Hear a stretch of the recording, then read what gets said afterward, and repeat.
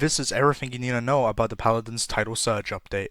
Split 2 of Ranked Season 7 will have a new golden cache and a new avatar for you to get from the free rewards. A new game mode called Wave Defense will be the first solo PvE game mode to release in Paladins. You will be able to private queue, which is with you or your party, and matchmake queue, also known as public queue, which you'll be able to play with randoms up to a team of 5. There's 3 experiences to this game mode, which would be Corrupted Burrow in Brightmarsh, Forgotten Altar in Primal Core, and Dark Tides, which will take place in Marauder's Port. There are a lot of changes to the trials this update, which I'll be displaying on screen for you guys to read. The next event pass will be another flashback event pass, featuring Shore Patrol Battle Pass, Pirate Treasure Battle Pass, and Dark Depths Battle Pass from previous versions of the game. A new LTM called Leon I Shrunk the Realm will be coming to the next update. In this LTM, every single time you get a kill, your health and size will shrink by 10%.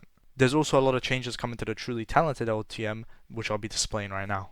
There are big changes coming to the item shop in this season. The first item in the item shop being changed is armor plating. Its scaling is being reduced from 7% to 6%, and you no longer have a damage reduction if affected by crowd control, including stuns, knockbacks, and slows. The next item being changed this season is Bloodbath.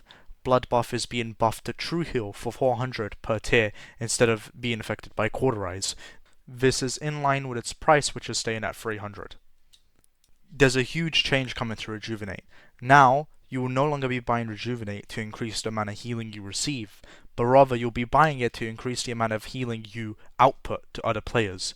This will not be affected by Life Rip, however, but its scaling will stay at 10% per tier. These are all the balance changes coming to this Tidal Surge update.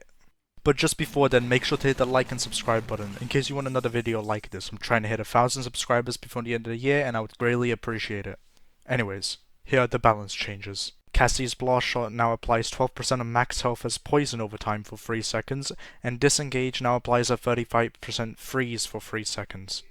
Caspian's Rogue Tempo now travels at a base speed of 400 and no longer benefits from the stacks of Piercing or Sharp Momentum. Now applies a 2-second cripple instead of a slow, and the cooldown is decreased from 11 seconds to 9. Deadly Momentum cooldown decreased from 13 seconds to 11. Measured Cadence has the same effects on it as Rogue's Tempo, but now provides a 15% Rogue's Tempo cooldown reduction on hit instead of a slow.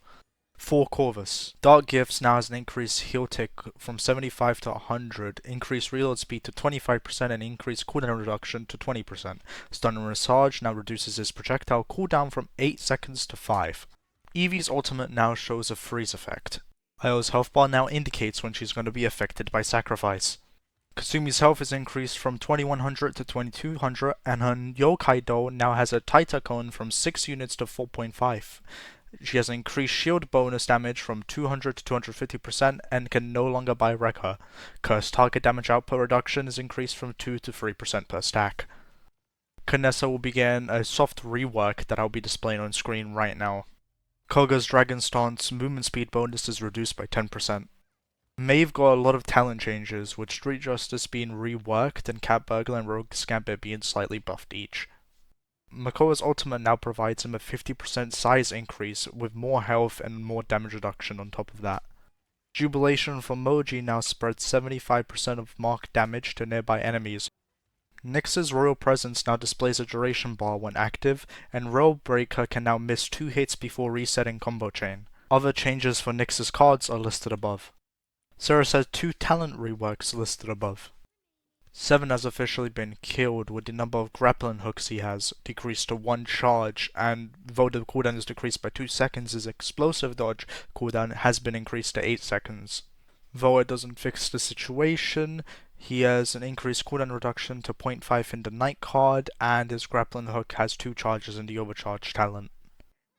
Strix has his scoped in FOV increased by 13. Terminus has an all-round nerf, with his Massacre Axe damage being reduced by 25 and Undying having 5% less damage reduction. Torvald's in-hand weapon does 5 less damage. Tiberius has received amazing changes shown above.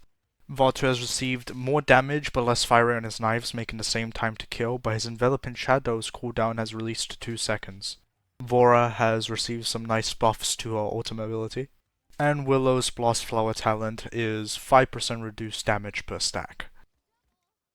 Those are the entire Tidal Surge patch notes, and I hope you enjoyed. If people like this video, I'll make sure to do another one in the next update. Anyways, bye.